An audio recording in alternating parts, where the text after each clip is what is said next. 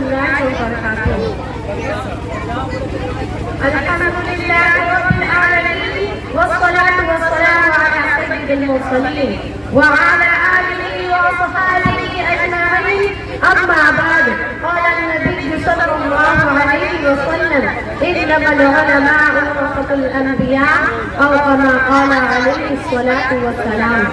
وہ سن کے آ جائے تاریخ کو پسینہ، وہ سن کے آ جائے تاریخ کو پسینہ، تیرا دیا کسی نے میرے خون میں سفینہ.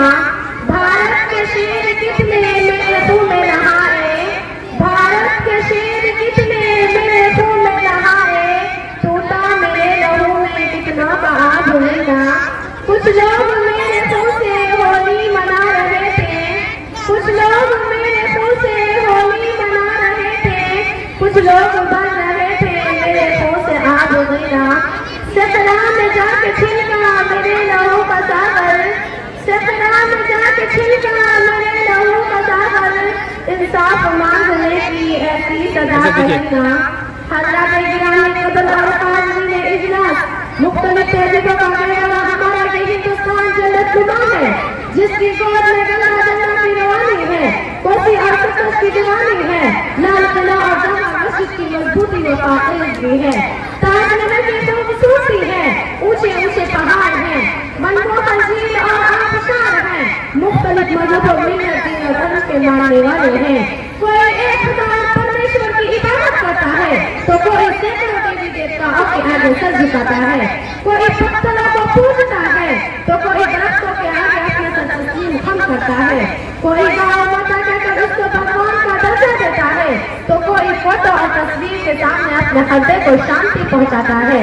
اسی دھرتی نے جہاں بڑے بڑے باپوؤں کو جنم دیا ہے، وہی ہزاروں تاریخ کا جو علماء، صلحاء اور بعد جو خان کی پرورش و پرداخت کی ہے. ہم بھی اسی دیش کے اندر پیدا ہوئے ہیں، اسی کی مٹی نے ہماری پرورش و پرداخت کی ہے. تہذیب و شائستگی کا اعلیٰ معیار عطا کیا ہے. ہم کو اس ملک کے ذرے ذرے سے پیار ہے، اس کی مٹی اور سچوں سے پیار ہے، اس کے اونچے اونچے پہاڑ اور وسیع و عریض صحراؤں سے پیار ہے، اس کے جھیلوں اور آبشاروں سے پیار ہے، اس کے مساجد و مدارس سے پیار ہے، اس کے مخالات و قلعات سے پیار ہے. اسی لیے اس کی عزت و عزت کی حفاظت کو ہم اپنی ذمہ داری سمجھتے ہیں، اس کی گود میں رکھنے کا اپنا دل تصور کرتے ہیں، اس کے ذرے ذرے کی صنعت اپنا ایمان گردانتے ہیں. کیونکہ جس مذہب کے ہم ماننے والے ہیں، جن قوانین کے ہم پیروی ہیں، اس نے ہمیں بے وفائی نہیں بلکہ وفاداری کا سبق دیا ہے.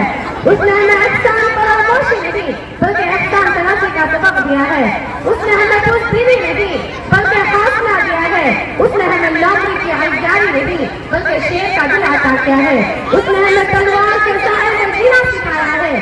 اس نے ہمیں توپوں اور ٹینکوں سے ٹکرانے کا حوصلہ دیا ہے. جب ہندوستان کی سرزمینوں میں انگریز کا ناپاک سایہ پڑا اور وہ اپنی شاپیانہ و عیارانہ چالوں سے یہاں کے مالک بن بیٹھے، جب باشندگان نے اینٹ پر طرح طرح کے ظلم و ستم کے پہاڑ توڑے جانے لگے، جب ہندوستان کو غلام بنایا جانے لگا، جب ہندوستان کا خون ان کے پسینے سے بھی ایسا ہونے لگا، تو ایسے نازک دور میں سب سے پہلے جس نے علم بغاوت بلند کیا وہ محمد کبیر نازش وطن شاہ عبد العزیز بن ولی اللہ مقدس دہلوی ہے. شاہ عبد العزیز کا فتویٰ کیا تھا؟ گویا ایک برف دفاع تھا جو دشمنوں کے لکڑے تمنا پر گر پڑی. انگریز کی نیند حرام ہو گئی، جگہ جگہ آزادی کے پرچم لہرانے لگے، سینوں میں ولولے مچلنے لگے اور حوصلوں نے انگرائیاں لینے شروع کر دی. چنانچہ 1857 کی جنگ آزادی میں 2 مقام بنائے گئے. ایک مقام امبالہ جس کی قیادت حضرت جعفر تانیسری کے پاس تھی، دوسرا مقام شاملی پر جس کی قیادت حضرت حاجی امداد اللہ مہاجر مکی کے پاس تھی.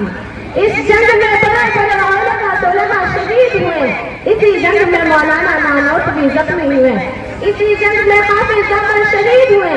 اس 1857 کی جنگ آزادی میں 2 لاکھ مسلمان شہید ہوئے، جن میں 51,000 علماء کرام تھے.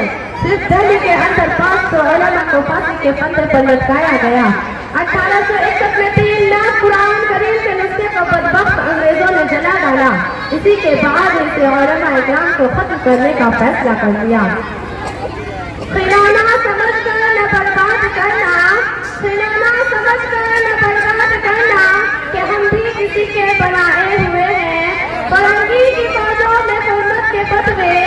فرنگی کی فوجوں میں فرقت کے قطرے سردار چڑھ کر بگائے ہوئے ہیں، وہ شجر آزادی کے خودے کے پیچھا، وہ شجر آزادی کے خودے کے پیچھا تو پل اس کے پکنے کو آئے ہوئے ہیں۔ وآخر دعوانا الحمد للہ رب العالمین۔